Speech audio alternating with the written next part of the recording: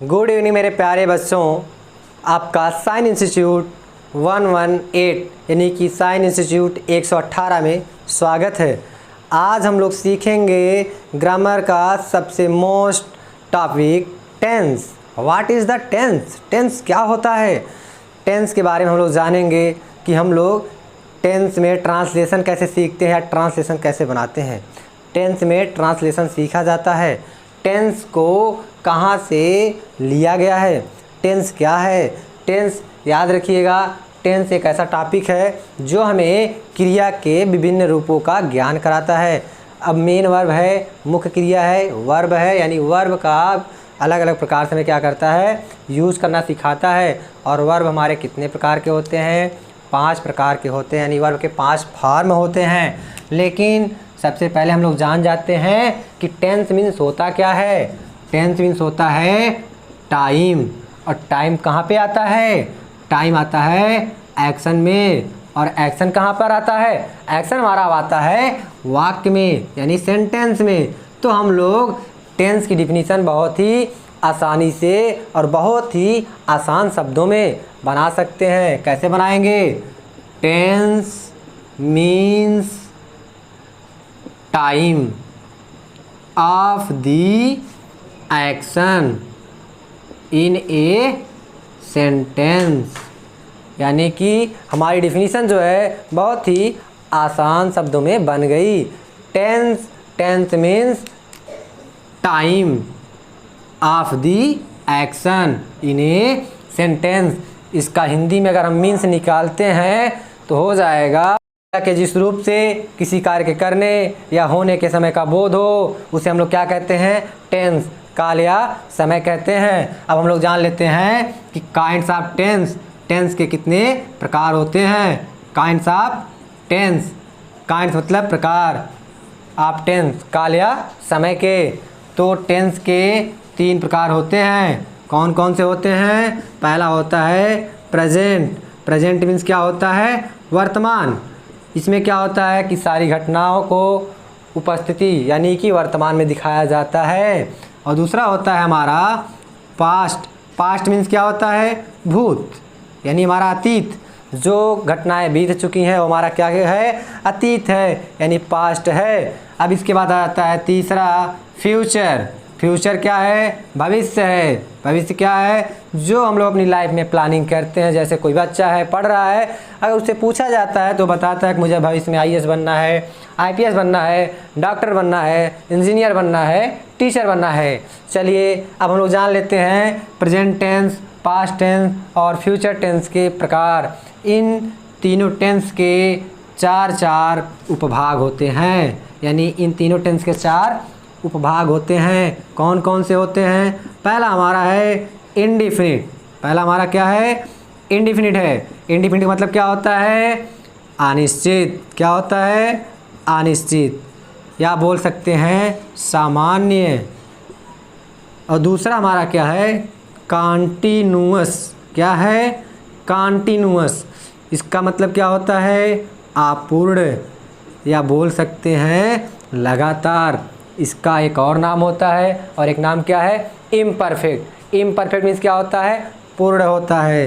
तीसरा हमारा क्या है? परफेक्ट है। क्या है? परफेक्ट है। परफेक्ट मीन्स क्या होता है? पूर्ण होता है। इसका मतलब है कि हमारी सारी घटनाएं जो हैं पूरी तरह से पूरी हो चुकी हैं। इसके बाद हमारा जो चौथा आता है, चौथा हमारा है परफेक्ट। Perfect continuous. क्या है? Perfect continuous. इसका मतलब होता है पूर्ण।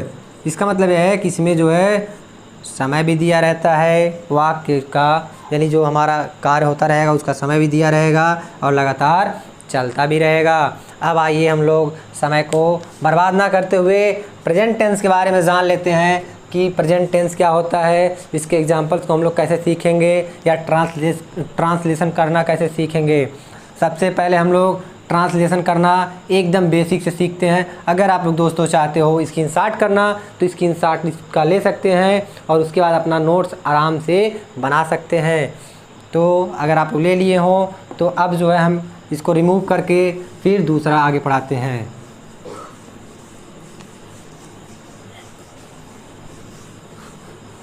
चलिए, अभी तक हमने टेंस का इंट्रोडक्शन सीखा है और अब हम लोग पहले प्रेजेंट टेंस के बारे में जान लेते हैं कि प्रेजेंट टेंस क्या है। तो पहचान, सबसे पहले हम लोग जानेंगे प्रेजेंट टेंस की पहचान। पहचान क्या है? पहचान हमारी जो है, हूँ, हो और संयोजक क्रिया, या इसे हम लोग बोल सकते हैं लिंकिंग वर्ब। अब मैं आप लोगों को यह चीज़ बता देना चाहता हूँ कि हमने सहायक क्रिया क्यों नहीं बोला। और हम लोग क्या सभी बच्चे बचपन से ही पढ़ते चले आते हैं कि जब इज एम आर का प्रयोग पढ़ाया जाता है तो उन्हें सहायक क्रिया बताया जाता है।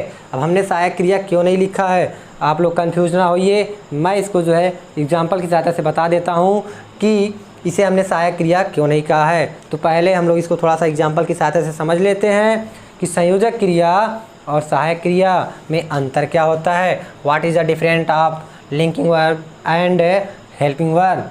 तो एक एग्जाम्पल यहाँ पर हम लोग समझ लेते हैं, उसके बाद फिर हम अपने रूल को आगे आ जाते हैं। देखते हैं, जैसे हमने लिख दिया राम एक सुंदर लड़का है। तो यहाँ पे जब हम लोग इसको सॉल्व करेंगे तो हो जाएगा Ram is a handsome boy. हमने जो एग्जाम्पल से लिखा है राम एक सुंदर लड़का है, तो हमने यहाँ पे देखिए लिखा राम, राम हो गया, है की अंग्रेजी क्या हो गई, इज़ हो गई, एक अंग्रेजी क्या हो गई, ए हो गया, और सुंदर का हैंडसम। अब यहाँ पे हमने हैंडसम क्यों लगाया, क्योंकि लड़कों के लिए हैंडसम लगता है और लड़कियाँ हैं तो लड़कियों के लिए हम लोग ब्यूटीफुल का यूज़ करते हैं। और यहाँ पे लड़का होने के कारण हमने हैंडसम का यूज़ किया।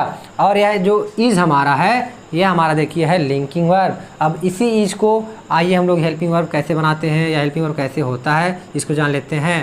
राम अपना कार्य कर रहा है, राम अपना कार्य कर रहा है, क्या हो जाएगा राम इज़, राम इज़ कर रहा है, डू मतलब करना, इसमें आईएनजी लगा देंगे। आईएनजी क्यों लगाएंगे, क्योंकि ये काम कंटिन्यू चल रहा है। अपना के क्या होती है, नाम है तो हिज, और अगर लड़के का नाम है तभी हिज, लड़की का नाम है तो हर, और वर्क का क्या हो जाएगा, वर्क मीन्स कार्य। अब हम लोग समझ लेते हैं इन दोनों में अंतर क्या है। मैंने जैसा कि आप लोगों को पहले बताया कि देखिए जब किसी भी वाक्य में मेन वर्ब आएगा तो उसके साथ हम लोग जो वर्ब यूज़ करते हैं उसे बोलते हैं हेल्पिंग वर्ब। लेकिन यदि यही जैसे हमारा है यहाँ पे है लिंकिंग वर्ब, हमने लिंकिंग वर्ब क्यों बोला, क्योंकि इसके बाद आर्टिकल आया। अगर वर्ब के बाद यानी कि जो भी हमारा वर्ब है अगर उसे हम लोग लिंकिंग वर्ब कह रहे हैं तो इसका मतलब है कि उसके बाद या तो आर्टिकल आएगा या फिर एडजेक्टिव आएगा या फिर नाउन आएगा या एडवर्ब भी आ सकता है। चलिए अब हम लोग जान लेते हैं कि इसमें हमारा लिंकिंग वर्ब कौन कौन सा है। इज है, एम है और आर है। अब इसका हम लोग थोड़ा सा रूल बना लेते हैं और रूल के हिसाब से इसको पढ़ लेते हैं और एग्जाम्पल्स को सॉल्व कर लेते हैं। रूल्स क्या है कि आई यदि आपका सब्जेक्ट होता है तो आई के साथ आपको लिंकिंग वर्ब एम का यूज़ करना है।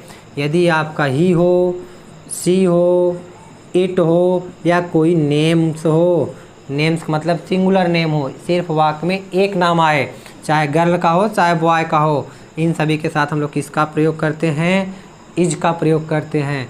यदि आपका सब्जेक्ट यू हो, वी हो, दे हो या प्लूरल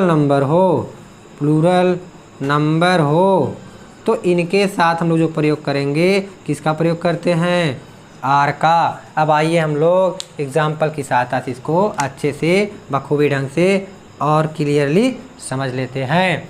जैसे हमने कह दिया राम आलसी है, या फिर हमने बोल दिया सीता व्यस्त है, या फिर हमने बोल दिया गीता सुंदर है। यहाँ पे देखिए हमने नाम लिखा है, नाम क्या लिखा, राम लिखा, यहाँ पे हमने क्या लिखा, सीता लिखा, यहाँ पे हमने क्या लिखा, गीता लिख दिया।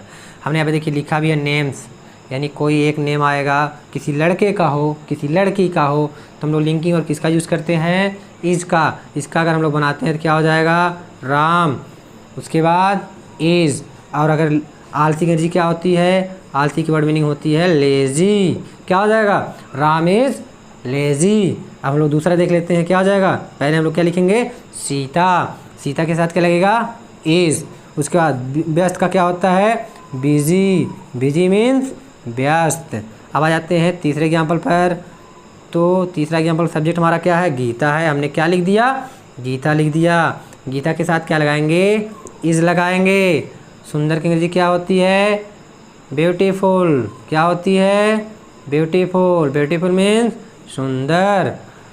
यह रहा हमारा इज का प्रयोग। हमने सीख लिया इज का प्रयोग कैसे करते हैं। अब आइए हम लोग सीख लेते हैं कि आई एम कहाँ पर लगाएंगे। हमने जैसे लिख दिया, मैं सक्रिय हूँ। मैं क्या हूँ, सक्रिय हूँ। मैं सक्रिय हूँ तो क्या हो जाएगा, आई के साथ एम। यहाँ पे जो कि मैंने लिखा है सबसे पहले ही आई के साथ किस का प्रयोग करते हैं, आई एम का प्रयोग करते हैं। तो आई के साथ किसका प्रयोग करा दिया हमने, आई एम का। अब हमें सक्रिय कीवर्ड मीनिंग लिखनी है तो क्या हो जाएगा, एक्टिव। एक्टिव मीन्स सक्रिय। अब दूसरा एग्जाम्पल समझ लेते हैं, मैं लाचार हूँ। मैं क्या हूँ, मैं लाचार हूँ। क्या हो जाएगा, आई के साथ क्या लगाएंगे, आई एम। लाचार की ओरिजिन क्या होती है, हेल्पलेस। हेल्पलेस मीन्स लाचार। अब दोस्तों हमने सीखा इज का प्रयोग करना, आई एम का प्रयोग करना। अभी हमारा क्या बचा हुआ है, आर का प्रयोग बचा हुआ है। आर का प्रयोग करना हम लोग सीख लेते हैं। आर का प्रयोग कैसे करेंगे, हमने जैसे बोल दिया, तुम नाराज़ हो। तुम क्या हो, नाराज़ हो। इसका हम लोग बनाएंगे तो क्या हो जाएगा। तो बच्चों अभी तक हमने जो है एम का यूज़ देखा और इसका यूज़ देखा। अब हम लोग देख लेते हैं आर का यूज़। जैसे हमने बोल दिया तुम नाराज़ हो। हमने क्या बोल दिया, तुम नाराज़ हो। तो हमारा सब्जेक्ट क्या है, यू है। क्या है, यू है। यू के साथ क्या लगता है, आर लगता है। और नाराज़ का क्या हो जाएगा, एंग्री। नाराज़ का क्या हो जाएगा, एंग्री। उसके बाद और एग्जांपल देख लेते हैं, हम सक्रिय हैं। हम सक्रिय हैं। क्या हो जाएगा, वी मीन्स हम। हैं का क्या होगा, आर। हम का क्या हो जाएगा, हैं का क्या हो जाएगा, आर। सक्रिय का एक्टिव। एक्टिव मीन्स सक्रिय। वे भूखे हैं। वे भूखे हैं। क्या हो जाएगा, दे मीन्स वे। आर मीन्स हैं। भूखे का हंग्री। हंग्री मीन्स भूखे। राम और श्याम आलसी हैं। यहाँ देखिए हमारा दो नाम है, राम और श्याम। इन दोनों को जोड़ने के लिए और का प्रयोग किया गया है, जिससे हमारा जो है प्लूरल सब्जेक्ट बन गया है। तो यहाँ पे क्या हो जाएगा, राम और श्याम आलसी हैं। तो हम क्या लिखेंगे, राम, उसके बाद एंड, और फिर श्याम। अब इनके साथ हम इस का प्रयोग नहीं करके आर का प्रयोग करेंगे। आर का प्रयोग क्यों करेंगे कि ये हमारा जो दोनों सब्जेक्ट्स है एंड की सहायता से प्लूरल बन गया। उसके बाद हमारा आलसी आता है। आलसी का क्या हो जाएगा, लेजी। कोई और एग्जांपल देख लेते हैं, सीता और राधिका। सीता और राधिका सुंदर हैं। सीता और राधिका सुंदर है। यहाँ पे देखिए दो गर्ल्स का नाम है और की सहायता से जुड़ा हुआ है। ये क्या आ जाएगा, प्लूरल हो जाएगा। तो Sita and Radhika. Sita and Radhika and की सहायता से जुड़ने के कारण हमारा क्या हो जाएगा, प्लूरल सब्जेक्ट बन जाएगा। इस यहाँ पे किसका प्रयोग करेंगे, आर का। और सुंदर का क्या हो जाएगा, ब्यूटीफुल। सुंदर का क्या हो जाएगा, ब्यूटीफुल। तो बच्चों अभी तक हमने जो है इज का, एम का और आर का प्रयोग सीखा। और आगे की जानकारी के लिए अब हम लोग कल के वीडियो में देखेंगे। तब तक के लिए आप लोग, तो बच्चों अभी तक हम लोगों ने सीखा इज का प्रयोग कैसे करते हैं, एम का प्रयोग कैसे करते हैं, और आर का प्रयोग कैसे करते हैं। और अब आगे की जानकारी के लिए हम लोग मिलेंगे कल के वीडियो में। तब तक के लिए गुड नाइट। और आप लोग हमारे चैनल को अभी तक लाइक सब्सक्राइब नहीं किए हैं तो लाइक कर लें, हमारे चैनल को सब्सक्राइब कर लें और बेल आइकन को दबा लें, जिससे प्रतिदिन का वीडियो का नोटिफिकेशन आपके पास चला जाए। धन्यवाद।